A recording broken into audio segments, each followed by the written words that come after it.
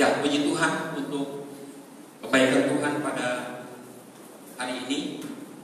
Saya sungguh bersyukur kepada Tuhan untuk cinta kasih Tuhan yang sungguh ajaib, menolong dan menyertai kita sampai hari ini. Terima kasih untuk Pak Gembala dan penata layanan yang memberikan kesempatan dalam bulan misi ini.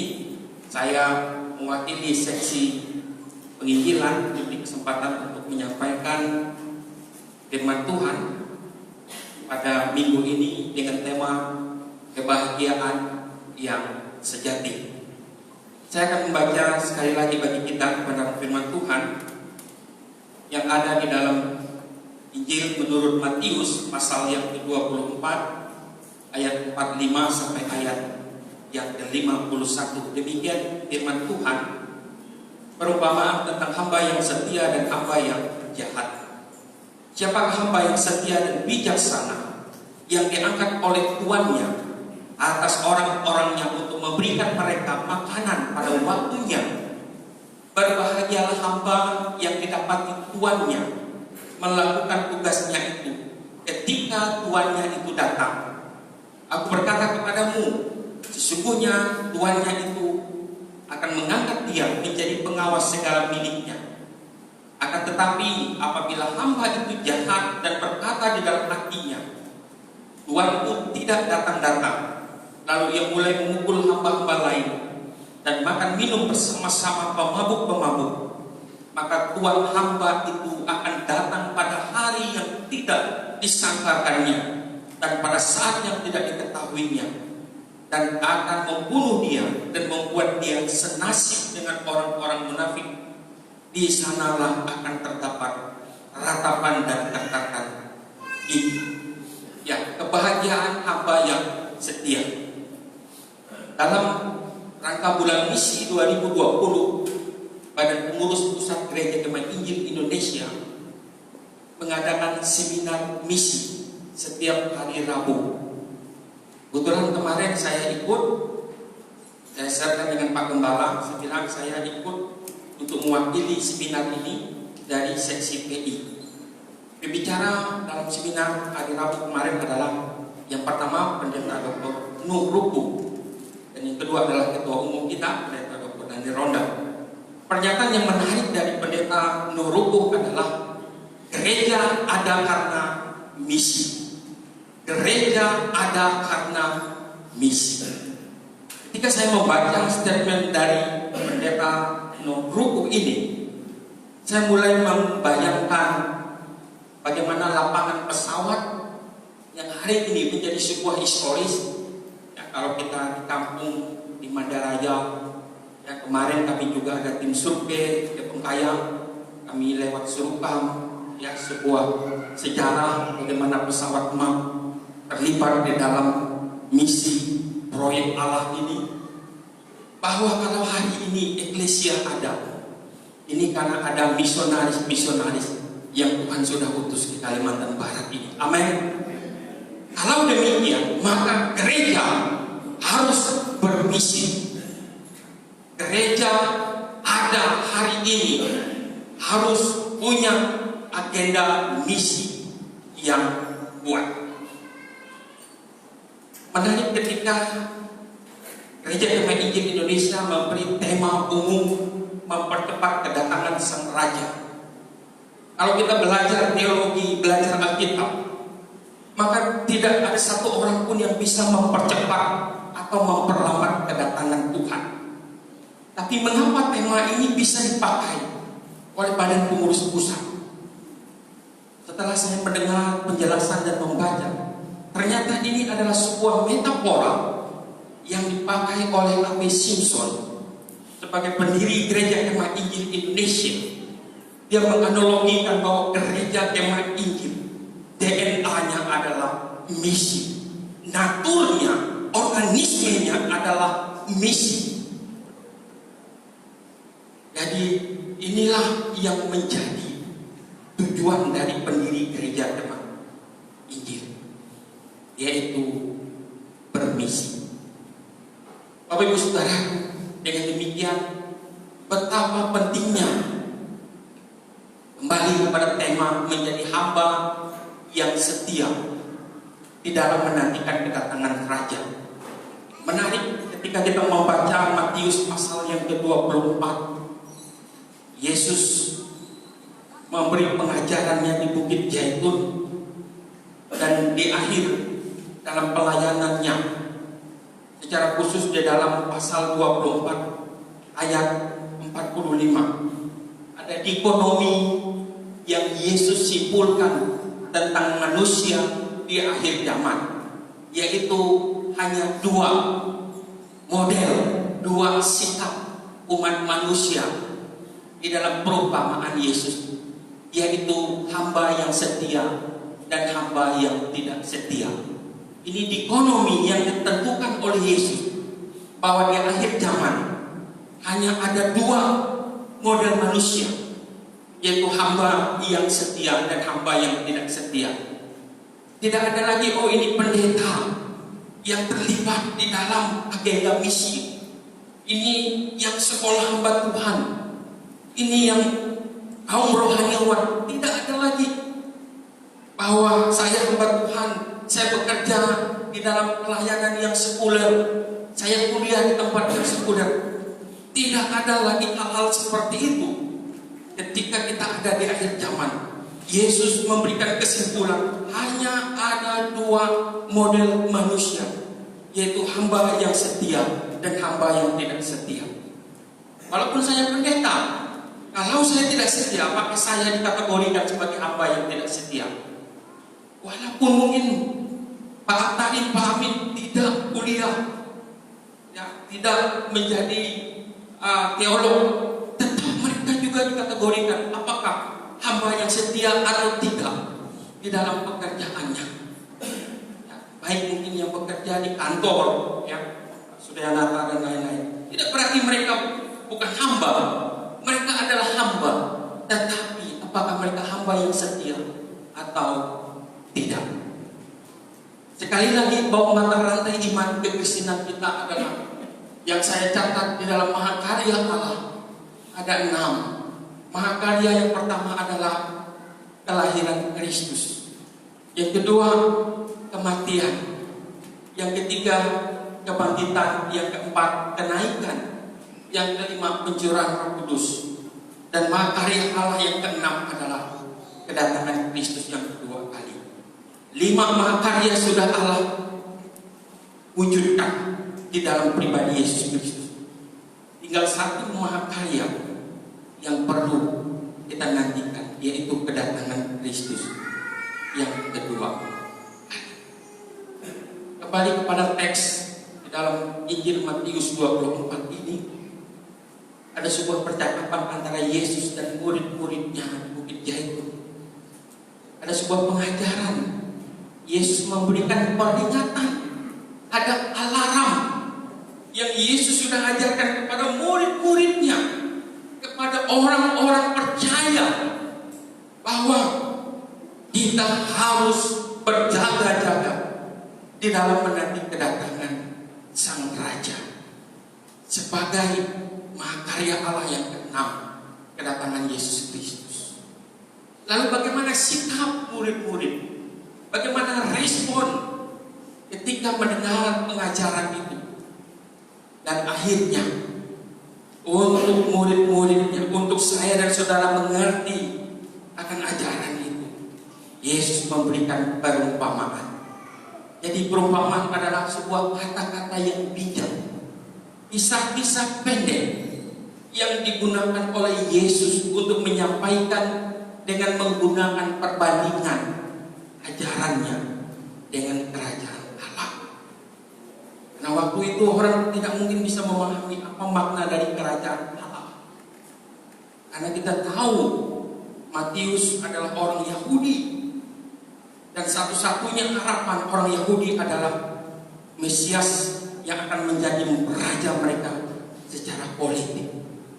Tetapi Yesus menjawab bahwa kamu tidak akan tahu waktunya, tetapi kamu harus berjaga-jaga.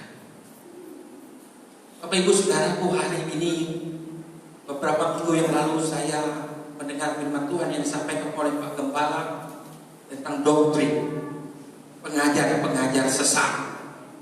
Kalau gereja Kemah Injil Indonesia sudah kokoh bahwa doktrin kita bahwa Yesus pasti datang untuk yang kedua kali. Amin. Tidak ada satupun anggota gereja Kemah Injil Indonesia yang tidak yakin bahwa Kristus pasti datang. Artinya secara doktrin kita pegang bahwa Yesus pasti datang untuk yang kedua kalinya. Dalam buku eskatologi yang ditulis oleh Chris Martika, mengapa doktrin kedatangan Kristus itu sangat penting. Yang pertama, disebut 300 kali dalam PL dan PP, berulang-ulang bahwa kedatangan Kristus yang kedua kali. Lalu yang kedua, menurut Chris Martika, kunci untuk memahami Alkitab. Tanpa kita memahami, meyakini doktrin kedatangan Yesus yang kedua kali, maka kita sulit untuk memahami Alkitab dengan utuh. Lalu yang ketiga, mengapa doktrin kedatangan Kristus itu penting? Sebagai puncak pengharapan orang-orang percaya. Mengapa kita mati-matian ke gereja? Mengapa kita mengambil resiko untuk hadir di gedung? Kita mengorbankan waktu perjalanan yang panjang karena ada pengharapan yang kekal di dalam Kristus, bahwa ada kebahagiaan yang sejati. Amin. Di dalam Kristus ada kebahagiaan yang abadi. Pengalaman pelayanan saya waktu menjadi mahasiswa, kami bisa trip ke daerah Sumba. Saya lupa nama yang jelas, tapi saya ingat Wairara. Jam 5 kami sudah mandi, jam 6 kami makan, ganti baju, lalu kami pergi ke gereja. Bapak Ibu Saudaraku, kami menunggu sekitar 2 jam. Jam 9 baru ibadah itu dimulai. Mengapa? Ternyata jemaat itu ada di gunung-gunung.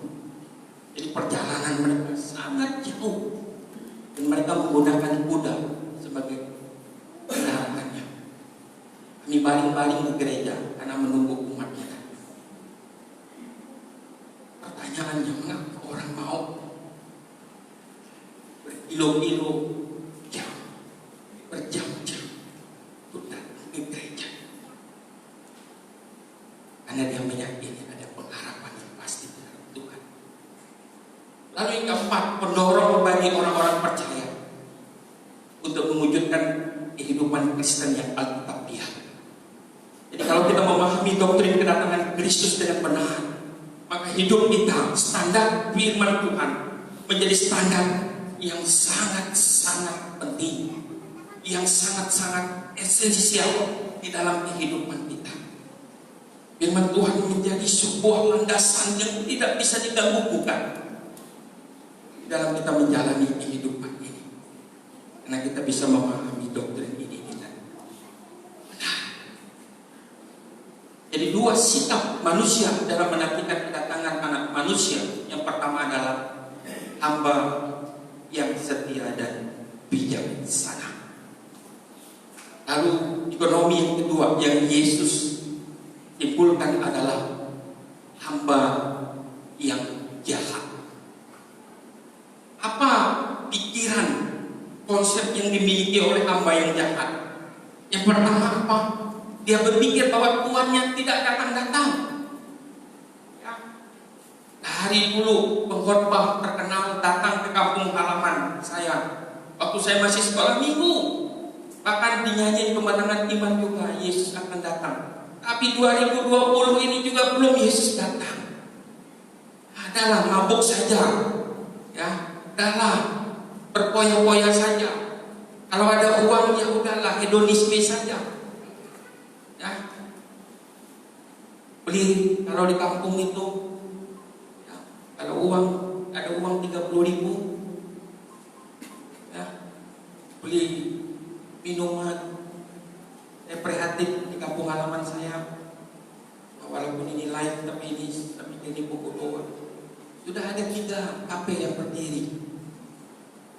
Dalam pelayanan saya 2 minggu, 3 minggu yang lalu, saya berharap dengan adanya pemasangan salib yang kalau sudah malam itu berwarna merah, paling tidak menyadari mereka bahwa ada salib yang menjadi jawaban dalam hidup kita. Bapak Ibu Saudara, di hamba yang jahat di dalam teks ini, bahkan dia punya pemikiran melakukan tindakan, dia mulai memukul hamba-hamba yang lain. Dia mulai benci, dia mulai marah. Ini pola pikir hamba yang tidak setia. Tapi hari ini kita akan merenungkan sesuai dengan arahan dari pusat, bagaimana karakteristik hamba yang setia. Apa yang harus dimiliki sebagai hamba yang setia, dan tanggung jawab apa untuk kita mempercepat kedatangan Kristus sebagai metafora. Misi menjadi hal yang paling penting. Ada sebuah visi dari gereja yang pernah saya hadir, 1 jiwa 1 orang dalam 1 tahun. Ya, berarti kalau kita yang hadir hari ini 153, maka tahun 2021 ya, ada 200 lebih, ya, 256 yang akan hadir kalau kita sungguh-sungguh. Ya 300 ya, 306. Biasa ya, kalau masih teologi matematikanya agak kurang. Ya, yang Tuhan Yesus kasih. Apa perkara kecil yang Tuhan percayakan kita hari ini? Mungkin kita diingatkan untuk kita selalu membaca firman Tuhan setiap pagi. Apakah kita setia dengan hal seperti itu? Di tengah-tengah dunia yang begitu sibuk, dunia yang begitu canggih, ada banyak cara untuk kita bisa membangun keintiman dengan Tuhan. Ya, apalagi di Alkitab itu ada yang membaca dengan suara. Tinggal kita nyalakan, kita tinggal duduk merenungkannya. Jadi perkara-perkara yang kecil di dalam pelayanan, apa yang menjadi tugas kita untuk kita menjadi orang yang setia, sehingga kita dipercayai dengan tugas-tugas yang kecil itu. Banyak sekali yang bisa kita lihat hari ini. Makasih. Bapak Ibu Saudara, jadi kita harus setia kepada perkara-perkara yang kecil. Lalu yang kedua adalah memiliki integritas. Jadi orang yang dapat dipercaya adalah orang yang memiliki integritas, memiliki kejujuran, jujur di dalam kehidupannya, jujur di dalam pelayanannya, jujur di dalam kehidupan rumah tangganya. Kita lihat bagaimana tokoh-tokoh dalam Alkitab, ketika mereka mampu mempertahankan integritasnya, maka Tuhan mengangkat mereka menjadi orang-orang yang dipakai Tuhan. Lalu yang ketiga, dapat dipercaya berarti menjadi teladan. Teladan di dalam segala hal, dalam perkataan, dalam sikap, dalam tingkah laku. Bagaimana kita bisa menjadi teladan? Dikasih Tuhan yang Tuhan Yesus kasihi, kita punya proyek misi, ada 9 yang selama ini kita terus kompak. Ya, ada 8 pos PI dan 1 keluarga misionaris. Tidak besar Bapak Ibu Saudara, tapi ini sangat-sangat penting bagi mereka. Saya kalau sudah mendengar laporan dari gereja-gereja pos PI yang kita bantu, luar biasa ucapan terima kasih mereka, luar biasa penghargaan mereka kepada jemaat eklesia. Walaupun Pak Gembala sering sampaikan kita sedang membangun, tapi agenda misi, agenda menjadi gereja yang bermisi tidak kita tinggalkan, tidak kita hilangkan. Tidak perlu banyak Bapak Ibu Saudara. Ya, mungkin 1 bulan kita siapkan 50.000. Ya. Itu komitmen saya mulai dari 2012, kalau tidak salah 2012, 2013 sampai hari ini. Komitmen 50.000 1 bulan untuk PI.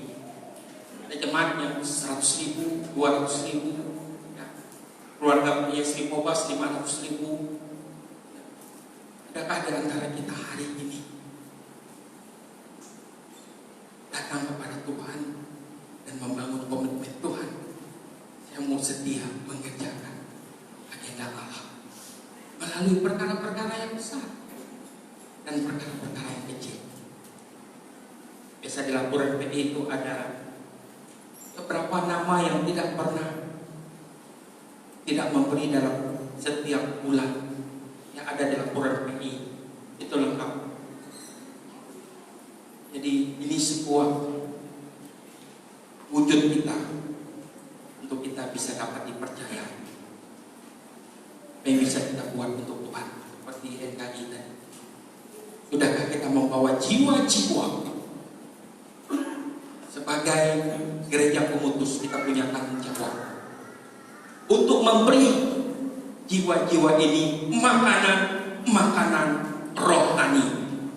Karena janji Tuhan, berbahagialah orang yang lapar dan haus akan kebenaran. Berbahagialah orang yang memberi di dalam pelayanan, karena Tuhan akan memperhitungkannya. Bapak Ibu Saudaraku, hal yang kedua, bagaimana karakteristik dari hamba Tuhan yang setia adalah hamba yang melaksanakan tugasnya dengan bertanggung jawab. Tanggung jawab yaitu memberikan makanan telah dilakukan dengan baik sampai tuannya datang.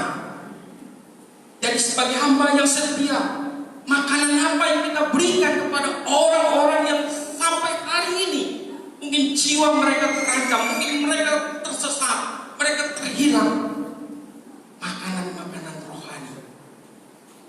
Saya senang kalau di komunitas berkarya Info Eklesia ada ayat-ayat firman Tuhan, ada video-video yang berisikan firman Tuhan yang meneguhkan, ada pujian-pujian yang akan menyegarkan kita, karena kita tidak tahu apa yang kita butuhkan, apa yang sedang kita hadapi hari demi hari. Dengan memberi makanan rohani, dengan memberi firman Tuhan, mungkin ada orang yang tersentuh hatinya, sehingga cinta dia kepada Tuhan akan semakin bertambah. Tapi kalau kita memberi hal-hal yang bersifat menghakimi, hal-hal yang bersifat menjatuhkan, mungkin itu pekerjaan hamba yang tidak setia. Nah, hamba yang tidak setia dia memukul hamba yang lain. Tetapi hamba yang setia dalam hidupnya selalu menyegarkan, menjadi berkat bagi orang lain, membuat orang merasa ada sukacita, ada gairah di dalam mengikuti Tuhan, walaupun tantangan badai kehidupan semakin hari semakin besar dalam hidup kita. Ciri hamba yang bertanggung jawab yang pertama adalah melaksanakan tugas tanpa hak-haknya. Seringkali kalau kita melayani, ya, apalagi kalau ya ini pengalamannya, mudah-mudahan ini tidak terjadi di tempat kita, tetapi terjadi di tempat lain. Kalau diundang Natal, lihat dulu gerejanya, aplikasinya A atau B atau C. Dulu saya sempat berpikir seperti itu kalau sudah Natal tahun baru. Jadi kalau gereja yang kira-kira masih kelas B, kalau ngundang, oh ya kita doakan saja dulu ya, biar kehendak Tuhan yang jadi. Padahal kita ya. Tapi kalau sudah gereja yang A, yang undang, wah inilah kehendak Tuhan bagi kita. Kali ya, hamba yang bertanggung jawab adalah dia tanpa melihat hak-haknya. Apapun keadaannya, dia tetap bertahan untuk melayani Tuhan. Mungkin hak-haknya belum dia dapati, tetapi Tuhan akan memperhitungkannya. Lalu yang kedua, berdiri teguh dan diam. Artinya tidak goyah. Ya. Bicara tentang doktrin, kita tidak goyah. Kalau ikut Tuhan, maka semuanya lancar, maka semuanya aman, tidak ada masalah. Itu pemahaman yang keliru. Ikut Tuhan, kita akan melihat ada proses yang luar biasa yang Tuhan berikan kepada kita. Lalu ketiga, hamba Tuhan yang bertanggung jawab adalah siap menghadapi resiko, siap menghadapi tantangan dalam hidup ini. Mungkin hari ini ketika kita setia dengan Tuhan, ketika kita melaksanakan tugas dan tanggung jawab kita, ada tantangan yang harus kita hadapi. Mungkin secara fisik, mungkin secara keluarga, mungkin secara ekonomi. Kita merasa bahwa kita harus meninggalkan tempat ini. Tetapi sebagai hamba yang setia, apapun yang terjadi, ya seperti pujian, aku mau cinta Yesus selamanya. Ada seorang yang menjadi inspirasi yang bernama Stephen. Dia dari Tanzania. Dia mengikuti Olimpiade di Mexico City pada tahun 1968. Pertandingan sudah selesai. Panitia dan wartawan masih ada di lapangan itu. Lalu juaranya sudah ada, juara 1, juara 2, juara 3. Tetapi dari kejauhan tiba-tiba ada seorang pelari. Padahal pertandingan sudah selesai. Lalu wartawan ini bertanya, mengapa Anda harus menyelesaikan tugas yang melelahkan ini? Bukankah pertandingan sudah usai? Lalu jawabnya, saya diutus oleh negara saya bukan untuk mengikuti maraton, tetapi untuk menyelesaikan pertandingan. Keuletan Stephen ini memberi inspirasi untuk kita terus berusaha memahami apa tugas, misi Allah, agenda penting Allah dalam hidup kita. Mengapa Allah menghadirkan kita ke dalam dunia untuk kita menjadi pemenang di antara ribuan sperma yang berjuang untuk masuk, untuk menggapai sel telur, ada ribuan, dan kitalah yang menjadi pemenang di antara ribuan sperma itu.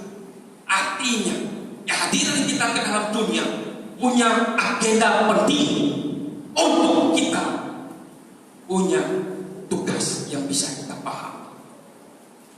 Bapak Ibu Saudara, mari kita menyelesaikan tugas yang Tuhan percayakan kepada kita. Kita tidak tahu kapan Tuhan panggil kita. Mungkin 10 tahun lagi, mungkin 5 tahun lagi, mungkin besok. Tetapi hari ini kalau kita masih setia dengan tugas, artinya kita sadar bahwa kita adalah hamba yang bertanggung jawab. Lalu yang ketiga, karakteristik hamba yang setia yang ketiga adalah hamba yang tekun hingga ke akhir. Hamba yang setia mengerjakan tugas sampai tuannya datang. Tidak diketahui kapan datang, dan bisa datang kapan saja. dalam waktu yang tidak disangka-sangka. Kedatangan Tuhan kita tidak tahu. Tetapi ciri hamba Tuhan yang setia sampai akhir adalah dia memelihara iman dan menyelesaikan pertandingan dengan sampai akhir. Iman yang kuat, iman yang kokoh, iman yang bagaikan batu karang, iman yang terus membawa kita kepada kemenangan. Kedua, tahan uji. Ada proses, ada ujian. Mau masuk level tinggi pasti ada ujian. Ya, ini kepala sekolah yang ada tempat ini kalau sudah ujian pasti sibuk menyiapkan soal-soal ujiannya. Semakin sulit soal ujian, semakin berkualitas anak-anak yang diuji. Lalu yang ketiga adalah setia sampai mati. Saya membaca profil tentang John Wesley, seorang misionaris yang menjaga suku-suku India di Amerika Utara. Dia hampir mundur, dia hampir menyerah di dalam pelayanannya. Tetapi apa yang terjadi? Dia menempuh sekitar 4.000 mil semasa hidupnya dan membawakan 40.000 khotbah. Lalu apa hasilnya? Ya, banyak sekali hasil dari pelayanan dari John Wesley. Dan ini menjadi dorongan untuk kita tetap bekerja, memberi yang terbaik dalam hidup ini. Mungkin melalui pelayanan yang Tuhan percayakan, tidak hanya sebagai rohaniawan, tidak hanya sebagai gembala. Mungkin Tuhan sedang mengutus kita di tempat-tempat yang lain, pemerintahan. Marilah kita menjadi hamba yang setia dengan karakteristik yang pertama. Kita harus menjadi hamba yang setia, berintegritas, ya, punya komitmen yang tinggi. Dan kita juga harus menjadi hamba yang bertanggung jawab. Kesetiaan hamba Tuhan yang setia dan bijak adalah mereka yang melayani makanan rohani, termasuk mengabarkan Injil. Mari kita terlibat di dalam agenda Allah ini. Kita memutus misi misionaris melalui program-program yang kita buat bersama, hingga banyak orang akan menang. Banyak orang akan menerima makanan-makanan rohani.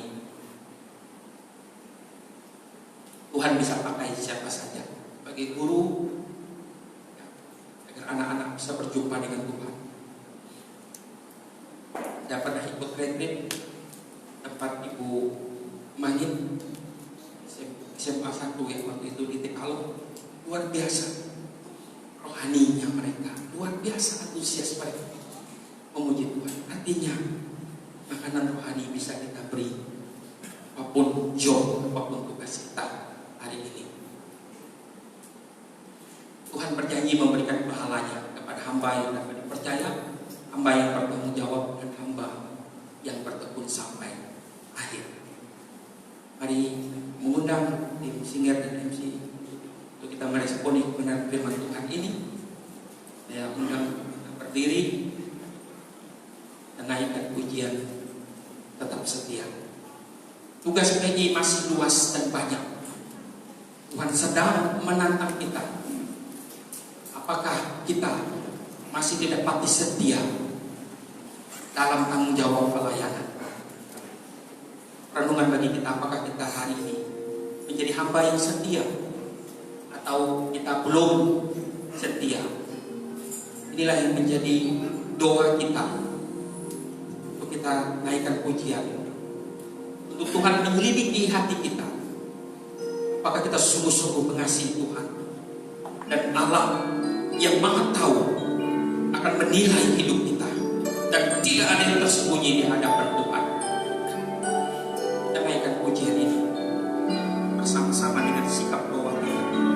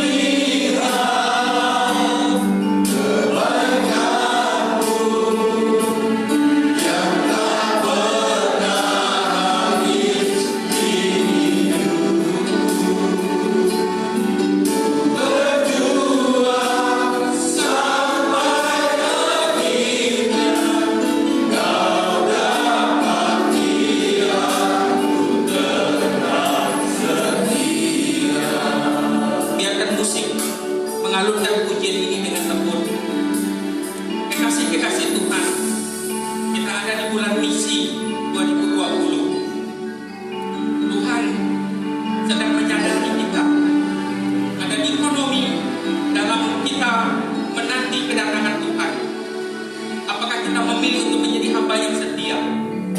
Atau mungkin hari ini kita sedang tersesat, kita sedang salah melangkah, hingga kita menjadi hamba yang tidak setia. Kita tidak terlibat di dalam pelayanan dimanapun Tuhan tempatkan kita. Hari ini kiranya Tuhan menyadarkan kita, membawa komitmen kita, membawa api, membawa roh kita untuk tetap setia, untuk tetap kuat, untuk tidak mundur dari tantangan dalam hidup ini. Adakah di antara kita hari ini mungkin kita sedang berjumpa dengan Tuhan dan kita sedang berkata, Tuhan, aku mau setia, aku mau menjadi hamba yang setia sampai akhir zaman, sampai Tuhan datang. Apapun tantangannya, apapun masalahnya, saya tidak akan goyah, saya tidak akan mundur sedikit pun. Karena ada kebahagiaan yang abadi, ada kebahagiaan yang kekal yang Tuhan sediakan bagi saya dan saudara. Kita naikkan pujian ini sekali lagi, selidiki aku.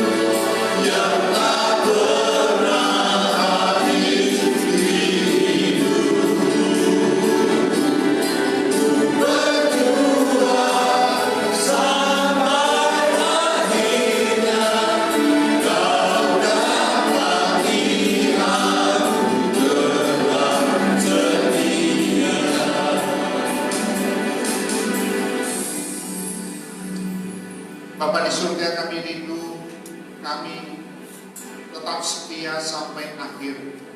Sehingga ketika Tuhan datang, Tuhan mendapati kami tetap setia. Dan kami tidak ingkar dari komitmen kami, dari iman kami, dari percaya kami kepada Tuhan. Terlebih kami tetap setia menjalankan tugas-tugas yang Tuhan berikan kepada kami untuk kami memberitakan firman Tuhan. Terima kasih Tuhan untuk firman-Mu yang Tuhan sudah sampaikan kepada kami melalui hamba-Mu. Kami diberkati dan kami diingatkan untuk kami terus menjaga kesetiaan kami sampai akhir, supaya kami tetap menjadi orang-orang yang berbahagia karena kami setia kepada Tuhan. Berkati hamba-Mu yang sudah menyampaikan kepada kami, berkati tugas pelayanan keluarga, berkati jemaat Tuhan yang sudah mendengar, dan biarlah kami menjadi orang-orang yang berbahagia karena kami setia kepada Tuhan sampai akhir. Terima kasih Bapa di surga, kami mengakhiri ibadah kami hari ini, dan sebentar kami akan kembali ke tempat kami masing-masing. Kami percaya Tuhan akan sertai setiap aktivitas, kegiatan, pekerjaan kami, pergumulan kami sepanjang minggu ini, bahkan sepanjang hidup kami. Dan Tuhan, kami rindu bahwa kami tetap setia kepada Tuhan, dan Tuhan akan memampukan kami untuk kami menjaga kesetiaan kami kepada Tuhan. Berkati kami semua yang telah mendengar firman Tuhan hari ini. Dan kami percaya firman Tuhan tidak akan sia-sia, tapi firman Tuhan akan terpotret dalam hati kami. Akan kami lakukan, kami praktekkan dalam hidup kami, sehingga kami menjadi orang-orang yang setia kepada Tuhan. Jemaat Tuhan yang dikasihi Yesus Kristus, ibadah kita sudah selesai. Kita akan mengakhiri ibadah kita hari ini. Dan mari kita arahkan hati dan pikiran kita kepada Tuhan, dan terimalah berkat-Nya. Jika engkau baik-baik mendengarkan suara Tuhan Allahmu dan melakukannya dengan setia, segala perintah-Nya yang sudah disampaikan kepada kita hari ini, maka segala berkat ini akan datang kepada kita dan menjadi bagian kita. Diberkatilah kita di kota dan diberkatilah kita di ladang. Diberkatilah buah kandungan, hasil bumi dan hasil ternak kita. Diberkatilah bakulmu dan tempat adonanmu. Dan diberkatilah engkau pada waktu masuk dan diberkatilah engkau pada waktu keluar. Dan pegang janji berkat firman Tuhan, bahwa Tuhan akan mengangkat engkau menjadi kepala dan bukan menjadi ekor. Engkau akan tetap naik dan bukan turun apabila engkau mendengarkan perintah Tuhan Allah dan melakukannya dengan setia. Kiranya kasih karunia, berkat, damai sejahtera, penyertaan, penghiburan, kekuatan dari Allah Bapa di dalam kasih Yesus Kristus dan Allah Roh Kudus akan menyertai kita hari ini sampai selama-lamanya. Di dalam nama Tuhan Yesus Kristus kami berdoa, kami bersyukur dan kami mengakhiri ibadah pada hari ini. Haleluya.